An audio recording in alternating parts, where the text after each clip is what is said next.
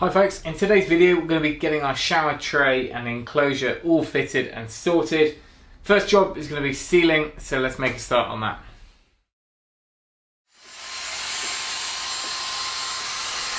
Now to start with, I'm just going to make sure that everything's really clean and dry. Little baby wipe to get the first bit off.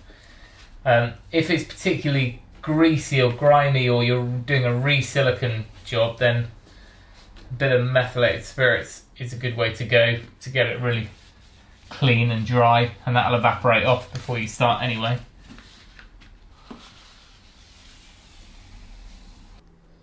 Before we get stuck in on the new bathroom, I thought I'd show you the shower in the ensuite. Now this is an example of where I've used a colour matched silicone to tie it in with the grout colour. You can imagine here if I'd used a white silicone it would have looked awful. I've also used the colour matched, that same colour, on the ceiling to tile join, because the ceiling is actually a sort of Hessian colour as well. Now where it joins onto the shower tray, which is white, I've used a white silicone down there. And then finally, if you are needing to seal on the outside of the enclosure of your shower enclosure or any sort of fixings within the shower, then I've used a clear silicone there. Now that's just the way I do it, and I'm sure people have their own opinions, but that's the basis I'm using for today's install. That said, I will be doing something slightly different by not using a colour matched silicone, and I'll explain that later in the video. Right, next thing to talk about is how we're going to tool and finish the silicone. Now in the past I had a little kit, I think it was the screw fix one, the kind of moulded ones, and that was perfectly fine. This time around I'm trying a different kit. Now I used it last night. There's a few different kind of shapes and mouldings on here which are working well, but the benefit of this one is we can put these side guides on. So where we've got a beveled tile, if you don't have that, then as you go along the side of the tile it goes in, and it doesn't look quite as neat. I'm still not sure if I'm going to go with that or if I'm just going to do a freehand job, but that's what I'll be using, and I'll be just using the normal straight chamfered 45-degree angle. Now last night I siliconed the edge of the tray here. Now because we've got a laminate floor here, you're meant to leave an expansion joint around the edge of the floor, and I've done that here, and that's why I've had to use I think it was a 12mm radius or angle to give us this clean bead around here.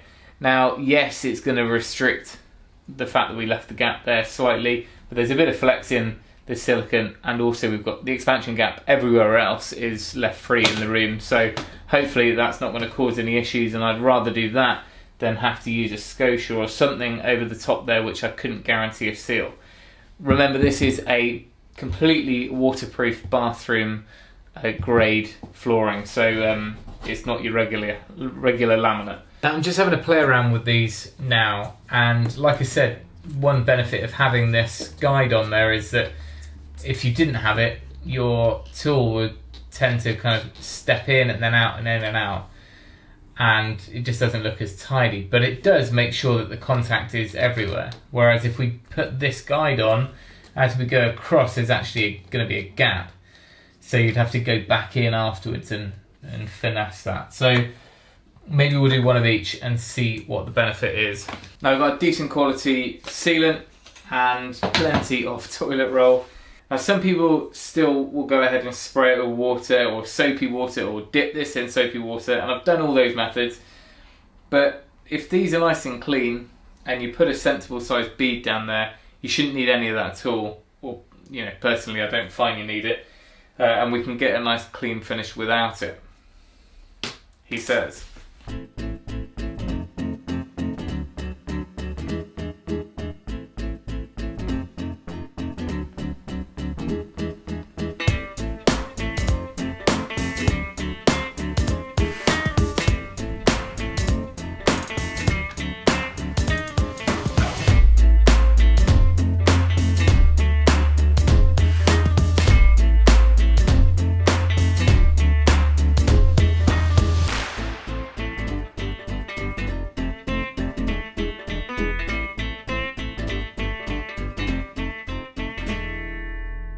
Well, that second side went a lot better. The key really is just to do it in one pass. The last thing you want to do is go back and try and amend little bits. It's a much better finish if you can just do it in one hit. As for the fact that you've got the bevels, it does go in slightly, but less so when you've got the guide on there. So I think it does pay to have that guide on there, but you do need to go in after and just make sure that it's smooth perfectly where the grout is, that it's in contact everywhere and there's no gap down the back. As I was saying, where you go in on the bevel, it has to go in a little bit and follow that, but that just means that you've got a decent contact all the way along. Anyway, that's how we're looking. Tray is all sealed along the back edges and also sealed along the front here with that bigger bead from last night.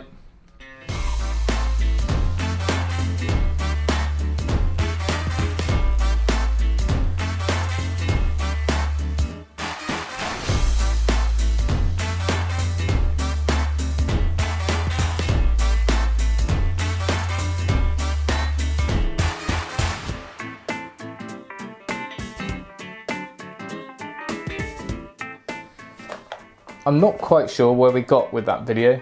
We might be segueing on to something else now, or that might be the end of this one. But either way, this is the kit of formers I used, the profiles, and that worked great to tool it off. The little brackets on there to hold it work okay, but perhaps not as good as they should with those beveled tiles. When I was right in that corner, and that's the really tricky bit, when you've got, especially if you've got two bevels joining in a corner, which is what you have from Metro Tile, then I just went with a normal radius bit. This is my old set, and with these ones, because it's not a square tool, you can get in if it's less than a right angle, which it is with the beveled ones. So I just did I think an 8mm radius down there. It's still a pain. Like, there's no avoiding it. If you're using this type of tile, then it's just fiddly, because you're going in and out. So you just got to accept that you're going to be messing around a bit more than you would with big flat square or rectangular tiles. But either way, job done, and a fairly respectable outcome, I would say. Not one of my most favourite jobs, but anyway. Now down in the corner here is where you could use a colour matched silicone, and when I used it upstairs, I had big flat tiles and you could get a neat bead all the way down. But of course, because you've got the undulations of the bevel, it's never going to look, perfectly straight all the way down.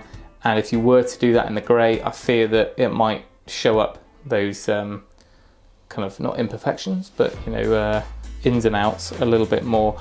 So hopefully that was the right call. Go with the white and it just blends in a bit. It's obviously a little bit more of an ice white than the Metro Tile, but hey, it's going to be in the back of the shower. And down on the actual tray itself, we've got that nice bead along there. And then down here on the actual tray itself, we've got that slightly bigger bead. I think it was 12mm. And that is covering the expansion gap of the floor and giving us a nice seal, so when you come in and out of the shower, it's all good. And that was done last night, so that's nice and hard and rubbery now. Anyway, it's now time to start on the shower enclosure.